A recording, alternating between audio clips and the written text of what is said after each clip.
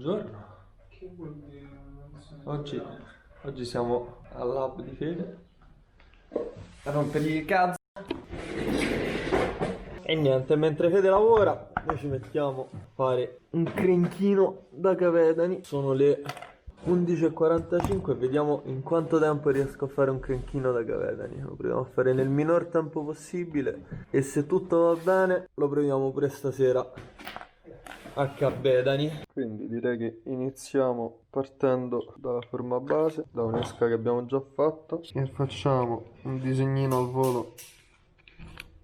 Facciamo un paio almeno, uno normale e uno deep diver. Non so se mangiano oggi cavedani. Tu andai a pescare la Maria. Ma che sono morti tutti, zio? Beh, una bella scultura che hai Ma va.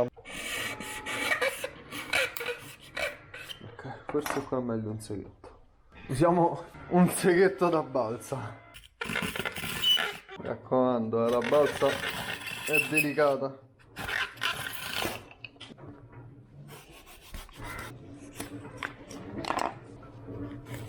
Togliamo il coltello gli eccessi. Allora, per ora ne faccio una sola per vedere quanto tempo ci vuole e poi se oggi pomeriggio ne facciamo un altro paio da portarci a pesca. Aspetta, vedremo al volo. Ora smussiamo i lati e il grezzo è pronto.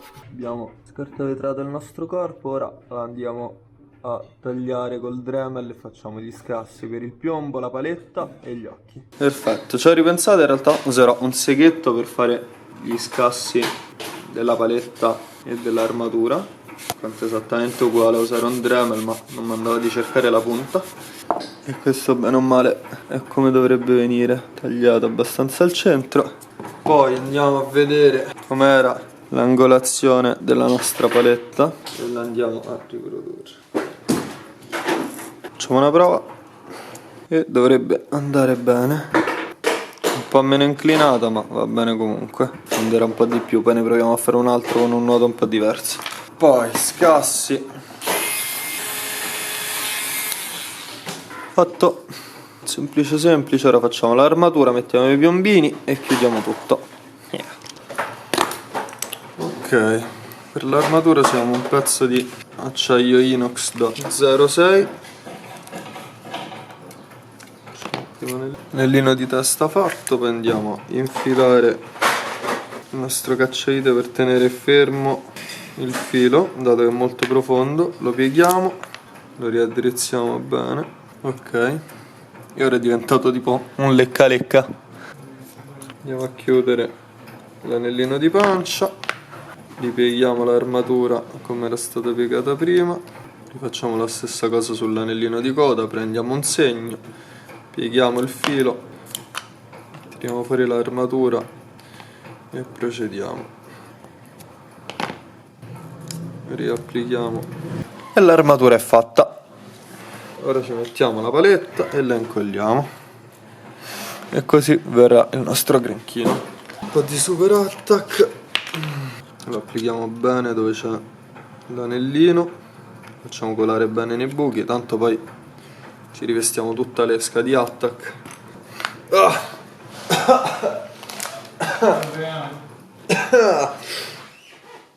Mamma mia che botta.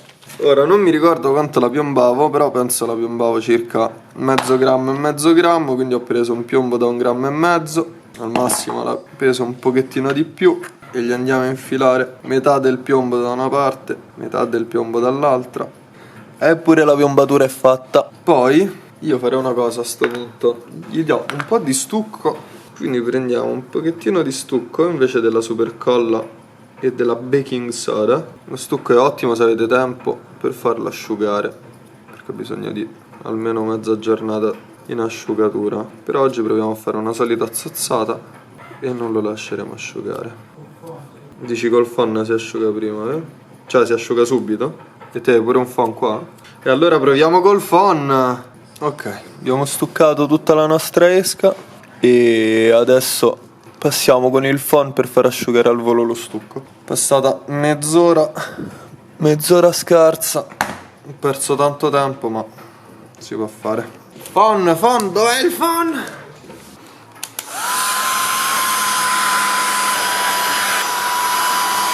Stai fermo?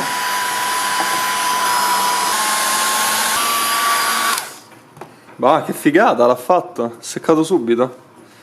Bomba. La bombazza. Lo puliamo dallo stucco in eccesso. Qua ho ancora seccato un altro pochino, però diciamo che il suo lavoro l'ha fatto. Ora lo carteggiamo al volo. Ok, abbiamo fatto, quindi adesso la rivestiamo di colla, poi gli diamo l'alluminio, occhietti ed è finita. Guarda, riproviamoci. Cioè te ti fotti in pratica l'impronta digitale per fare sto lavoro.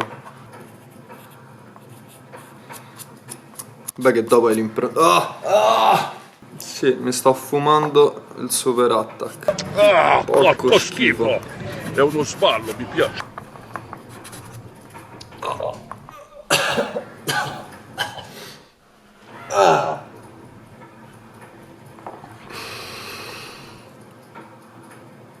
Spacca di brutto poi. Che almeno la nostra esca è diventata impermeabile. Eppure il nostro dito. La nostra esca è Vediamo gli occhietti. Gli occhietti sono fatti. Adesso li andiamo ad applicare giusto un po' di alluminio adesivo. E l'esca è pronta. Ok, stacchiamo intanto pezzi di dito che vengono via grazie all'attack. E la nostra esca è pronta.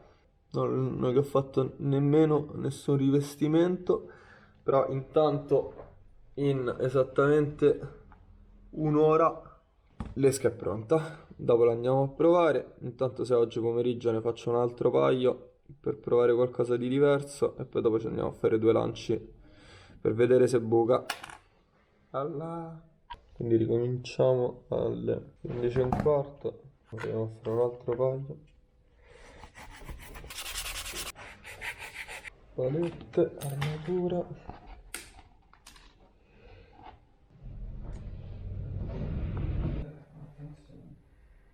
E sono finiti. Sono finiti 3 crenchini al volo. Ci sono volute 2 ore per farli tutti e 3. Ora li armiamo.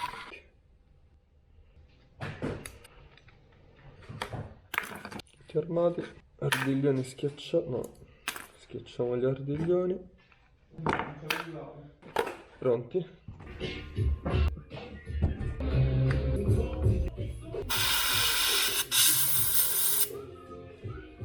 Oltre al fatto che abbiamo rimandato a domattina il test, volevo giusto fare una piccola parentesi sul fatto che ci vuole un'ora per fare un'esca che ovviamente fa cagare.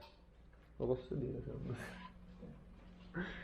Che fa cagare, però ovviamente non è rifinita. Esatto, sì, no, era quello che volevo dire. Cioè ci vuole un'ora per fare un'esca che è assolutamente bruttina, senza rifiniture, i passaggi fatti alla svelta. Quelle che facciamo fatte bene, quando ci dedichiamo, necessitano di molto più tempo. Quindi comunque quando si pensa a un'esca autocostruita non si può pensare a un'esca che viene fatta alla svelta in modo facile, anzi già solo colorare le esche necessita ore e ore di lavoro, fare tutti i dettagli, cosa che non è stata minimamente fatta su quell'esca. Quindi non possiamo assolutamente mettere a confronto queste esche qua con un'esca del genere o con queste piccole chicche. Tra l'altro non dovrei farvi vedere, ma ve le facciamo vedere comunque. Se faccio uscire il video prima che escono queste esche, che succede? Saranno già soldati. Mi denunzi? Saranno già soldati. Sì, vabbè, maledetto, voglio vedere. Buongiorno. Corri. Oh. Beh, tardato un attimo ieri sera, quindi siamo arrivati stamattina sul Tevere a provare i crenchini. Arrivo giù sulle sponde, faccio i finali e provo a prendere un capetanello con le esche fatte ieri.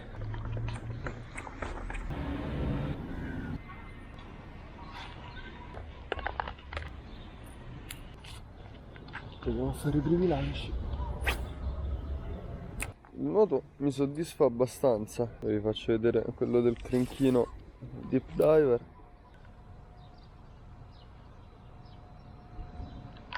Mi sembra nuoti abbastanza bene. L'unica cosa è che non avendo resina schizza a galla come un matto.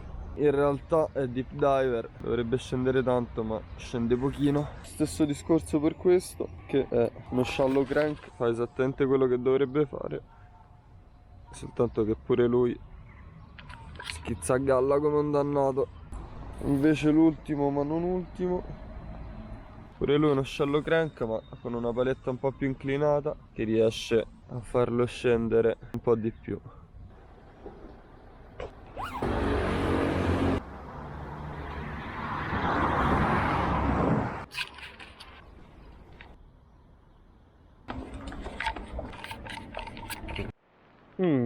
Simpatici segni di quella che è stata la moria di pesci del Tevere di qualche giorno fa. E quello è un nostro amico cavedano, pure bello, over 45, che dovevamo provare a prendere. E niente, è morto da paura. Niente, perché dovete sapere che qualche giorno fa c'è stata una moria, eccolo là c'è un altro, una moria spaventosa di pesci nel Tevere, causato ovviamente probabilmente dalle piogge che hanno dilavato tutto lo sporco, le polveri sottili e tutto quanto quello che si è accumulato per le strade in un paio di mesi, e quindi le buttate tutte nel fiume. E ovviamente tutti gli inquinanti che avevamo per le strade appoggiati sull'asfalto sono stati lavati nel fiume e hanno ucciso migliaia e migliaia di pesci.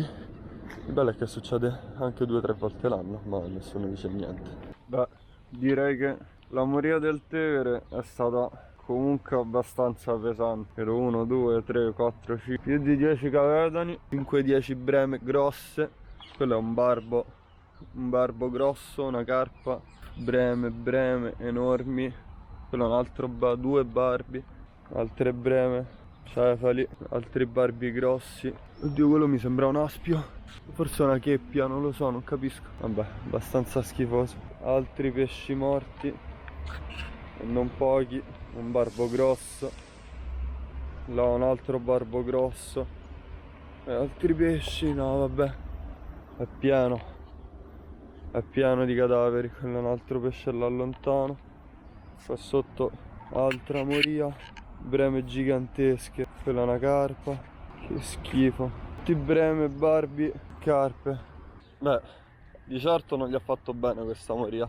Comunque non penso che la poca attività dei cavedani di oggi sia dovuta a quello, anche perché avevano, diciamo, smesso di mangiare, avevamo smesso di prenderne anche da qualche giorno, quindi in realtà penso che era comunque calata l'attività. E poi vabbè, questa bella moria gli ha dato una bella sfoltita pure, anche se in realtà probabilmente il motivo per cui oggi non ho preso niente è perché sono una pippa. E niente, quindi comunque le esche nuotano, fanno il loro dovere, e certo non ho preso niente, ma fa niente. E quindi niente, direi che ci possiamo pure vedere alla prossima esca, magari prendendo pure qualche bel pesce. Bella? Altri cadaveri su cadaveri su cadaveri di pesci morti. Pure l'odore, diciamo che non è proprio troppo gradevole, non è proprio un bello spettacolo per quella che dovrebbe essere la capitale d'Italia. Sì, vabbè, guardate che barbi. Cosa? Qua c'è un fritto misto di morte. Barbi enormi, una breme, una scarpa e un gabbiano, o quello che sembra un gabbiano, non lo so, sembra un pollastro morto. Qua, no, vabbè, no. Questo, cari miei, è un cavedano enorme, gonfiato anche dalla morte, ma enorme. Che cavolo. Sì, sono morti anche bei cavedani purtroppo. Con un altro. No, vabbè, questi sono barbi, spero, così grossi. Pazzesco. Che pesci, che peccato. Altra morte. Qua pure niente male. Qua pure la situazione è sempre la solita. Morte su morte su morte. Devo dire, per niente bello. quei cavetani che erano veramente dei pescioni grossi, veramente grossi. Poi un po' erano gonfiati dalla putrescenza, però erano veramente bei pesci e purtroppo ora non ci sono più, per colpa nostra. Grandi. Eppure di foraggio a galla ce n'è, non capisco perché non ci sia proprio attività. Può essere magari che questa cosa dell'inquinamento li abbia fermati pure ulteriormente, perché di foraggio e di cibo ce n'è in giro, quindi la stagione è perfetta, quindi dovrebbero mangiare in teoria. Eccoli, infatti. Poi c'ho pure pesce a galla, foraggio a galla, pieno. Vabbè, no, un altro cavetano enorme. Oddio, questo era grosso, che palle. Non ci credo. Niente, altra situazione di totale degrado e moria dei pesci. Niente, il fiume è tappezzato di scene così. Quindi io tornerò a casa e basta. Dichiaro conclusa questa bella pescata con un bel cappotto, almeno le esche funzionano.